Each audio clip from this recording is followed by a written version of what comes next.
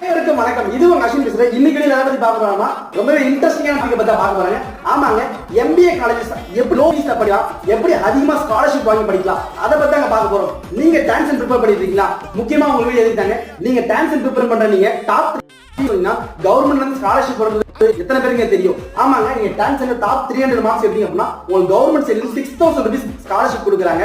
அது இல்லாம நீங்க SC ST ஷெட்யூல் கேஸ்ட்ல வந்தீங்க அப்படின்னா வருஷத்துக்கு 12000 வரைக்கும் உங்களுக்கு ஸ்காலர்ஷிப் கொடுக்குறாங்க. இது இல்லாம ஜெனரல் கேட்டகரி ஸ்காலர்ஷிப் என்னன்னு பாத்தீங்கன்னா AC டெக் அப்படின்னு சொல்லிட்டு கவர்மெண்ட் சைடுல இன்னொரு ஸ்காலர்ஷிப் கொடுக்குறாங்க.